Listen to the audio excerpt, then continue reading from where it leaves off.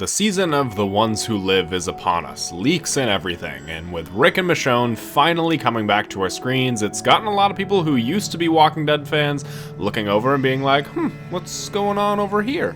But with a series like The Walking Dead and the many different spin-offs and the timeline of it all, jumping in or jumping back in can seem a bit daunting. Enter this video. Today I'm going to be going over everything you need to know in order to start watching The Ones Who Live. If you need a refresher, gave up on the show a little while ago, or your roommate wants to watch the show and you figured, why not? I'll watch it too. But you don't want to watch 11 seasons of a show along with 6 different spin-offs to understand what's going on, that's alright, I've got you covered. So without further ado, here's everything you need to know in order to watch The Walking Dead, The Ones Who Live.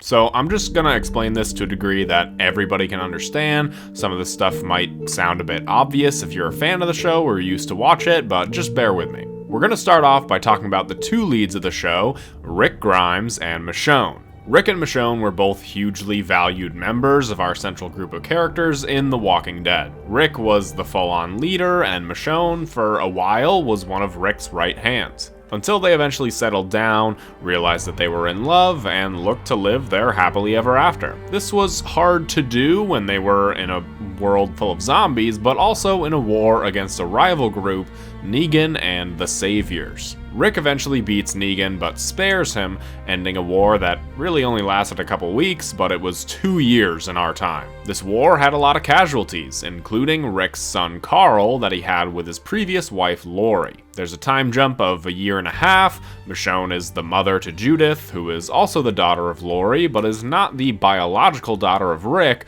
which might not be important because Rick considers Judith his daughter 100%, but it's worth knowing. So Rick is the leader of several different communities, trying to install peace over all of them, and at this point he's essentially the president. But on an unlucky day, Rick falls from his horse and gets impaled by a piece of rebar. And of course, there's a horde of walkers surrounding him. He gets himself free, having all these different hallucinations as he makes his way to a bridge that the community's built. The bridge holds the weight of the walkers, but thankfully there's a bunch of dynamite on it, so he has all of his friends and family there to watch as he blows up the bridge, killing him in the process. But there was still a trace of Rick's blood, so they go to the CDC to clone him, and no, I'm kidding. Rick doesn't actually die here. He washes ashore downstream, and a woman named Jadis tells a helicopter that he's a B, even though she promised them an A, so the helicopter lowers and takes Rick away. Where to? Who's this Jadis lady? I'll get to more on that in a little bit. So 6 years passes after this.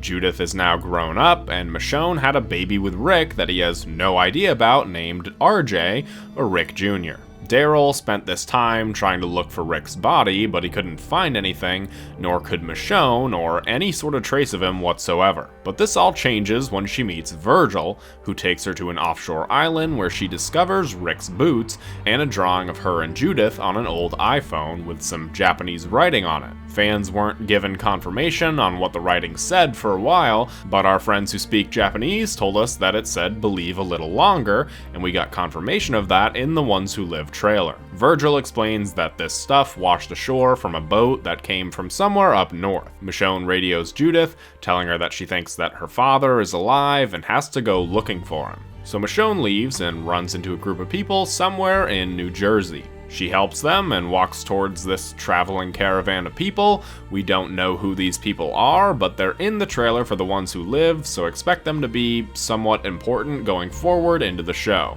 And that was Michonne's last episode, until the series finale. In the series finale, we got a glimpse of both Rick and Michonne, though not together. This scene took place at 2 different times. We know this because Rick has his boots and the phone, writing a letter and putting it into a bottle, but then he gets caught by a helicopter, throwing the message into the water and the bag into the boat, the very same boat that would eventually float down the shore and allow Michonne to find Rick's belongings. Michonne, meanwhile, has a cool new set of armor. She's in possession of Rick's belongings, so we know that it's 2 different timelines, but noticeably, the note that Rick threw out into the water is not in her possession. She goes to face an army of walkers head-on for some reason, and Rick surrenders to the helicopter, and a voice over the loudspeaker that sounds eerily similar to Giancarlo Esposito tells him that there's no escape for the living, and with him being at the premiere of The Ones Who Live, I wouldn't count out an appearance from the man himself. What's worth noting here in the series finale is the timeline aspect. Basically, what all this boils down to is that we last see Rick in Season 9 about 3 years into the apocalypse. By the time all the time skips are done after his departure from the series and we're in the final season of the show, we are in year 12 of the apocalypse. So yes, Rick has been gone for almost a decade and Michonne has been gone for about 2 years. Why has it taken all this time for them to rejoin the others? Answers await us in just a few days. Hopefully. So that's everything to do with Rick and Michonne, but there's still a lot of questions. What's an A and a B? Who's in the helicopter and why do they need Rick? Some of these questions have answers and some of them don't, but that leads me into the conversation of the CRM. The CRM, or the Civic Republic Military, is the largest known organization left in the Walking Dead universe. They have over 200,000 people from locations around the United States. They stretch from Philadelphia, Texas, and even Nebraska. A lot of their organization has been shrouded in mystery for years, but we learned a bit about it from shows like Fear the Walking Dead and The Walking Dead World Beyond. As for A and B and what that means, we don't know 100%, but we can infer that an A is a person who's just been bit and is ready to be experimented on, and a B is a potential worker for the CRM. In World Beyond, we get to see some of these walker experiments, and it seems that the CRM is trying to work out some sort of cure for the walkers. Even trying to bring A's back from their zombified state, but as of right now, we don't know of any successful experiments in that regard. So with the CRM being this ultra-powerful regime in the Walking Dead universe, what do they want with Rick? What power could they hold over him that it would keep him away from his family for a decade? Well, let's talk about Jadis now. Jadis, or Anne, is a character we meet for the first time in Season 7. Rick looks to recruit her and her garbage people in the war against Negan, so he does, but it turns out Negan already recruited them. Rick then tries to recruit them for a second time, and on the way there, he sees something peculiar in this world: a helicopter. We see Jadis eating some stuff from a can that has a very interesting logo, and at the time we didn't know what this was, but now we know that this is the CRM giving her supplies. Why would they give her supplies, you might ask? And this has everything to do with A's and B's. Multiple times over the course of the show, we see Jadis attempting to trade people to the CRM. It happened with Negan and Father Gabriel, both of which weren't ultimately traded, but they did see the helicopters, and just, I don't know, didn't think it was important information to tell anybody else because they never talk about it again. She also attempts to have a walker bite them as the helicopter approaches, leading us to believe she was trading an A, a person who's just recently been bitten and can be experimented on. But with Jadis having supplies from the CRM, we can assume that she has, at least in the past, successfully traded people. One of these people is none other than Heath. Heath is a character that we were introduced to in Season 6, and in Season 7, he goes out on a mission with Tara, they get separated, and he's never seen again. Though we do see that there's some sort of tire tracks and a peculiar card left at the scene that he disappeared from. We get no real on-screen confirmation, but showrunner Angela Kang confirmed to us that Heath was traded to the CRM by Jadis, and we see the RV with the same tire marks in the junkyard later on. So will we see Heath in The Ones Who Live? That's a long shot. This has been a very popular theory for years, but even just a mention of him in, like, if Rick's going through files or something, that would be really cool. After the war with the Saviors is over, Rick invites Jadis to join their community, to which she does, and she's very thankful of Rick for offering her that chance, so she pays it back and ends up saving his life and bringing him to the CRM. That was the last we saw of Jadis in The Walking Dead, but it wasn't the last we saw of her in this universe.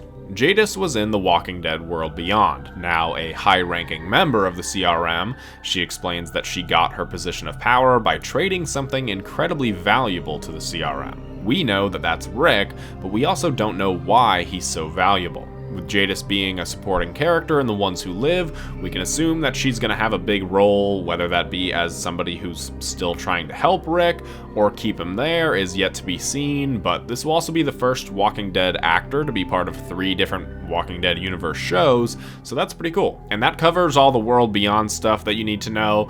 I mean, I guess they also showed us the same jacket and weapon that Rick was using in the series finale. They introduced the son of General Beale, but I'd be surprised if there's any other connections from World Beyond in The Ones Who Live, given its reception, but what I wouldn't be surprised about is the addition of another Walking Dead universe character, and that's Morgan. Morgan was a character we met in the very first episode of the series. He saves Rick's life, but they go their separate ways for a while and reunite, but Morgan's absolutely lost his mind, so they separate again, reuniting for a second time in the season 5 finale. After the death of his son, Morgan lost his mind, but was helped get it back by a guy named Eastman.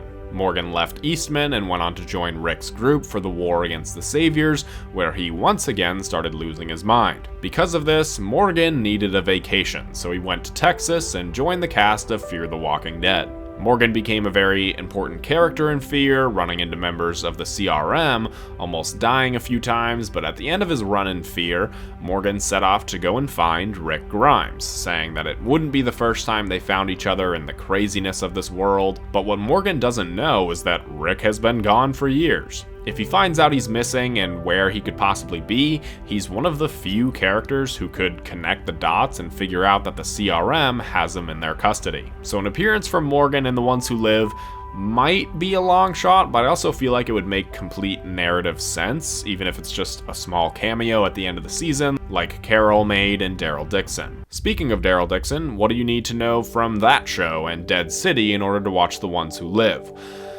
Absolutely nothing. Both of these shows were telling their own stories with their own characters, trying to separate themselves from the "where is Rick Grimes" narrative, but it's worth noting that Daryl is over in France, Negan is in New York City, with Maggie being not far from there in New Jersey. If this skyline tells us anything, it's that Rick is in Philadelphia, so not far from New York City or New Jersey, but it's still pretty damn far away from France. I guess maybe the only notable thing in these shows was the introduction to variant walkers, which seems to be a big part of this new phase for the Walking Dead universe. It's entirely plausible that we see variant walkers in The Ones Who Live. In fact, I think it's probable, but just know it's nothing new to this universe. There was also this other scene in Daryl Dixon where Daryl's on the radio with Carol and she says that someone came back, but the actual someone she mentions is cut out from static. Some people think it's Rick and the timeline of Daryl takes place after The Ones Who Live, but I just don't really think it is. And that's everything you need to know before watching The Ones Who Live. I'd be very cautious checking the comments section of this video, or any video for that matter. There are some leaks for the first episode of the show out there, depending on when you're watching this, but if it's in the days leading up to the show premiering, just be careful. But if you enjoyed this video, check out some of my other videos, like who's going to be the one to find Rick first, or how will the Walking Dead universe actually end. If you enjoyed the video, make sure to give it a like and subscribe for more Ones Who Live and Walking Dead content. If you do, then I'll see you in the next one.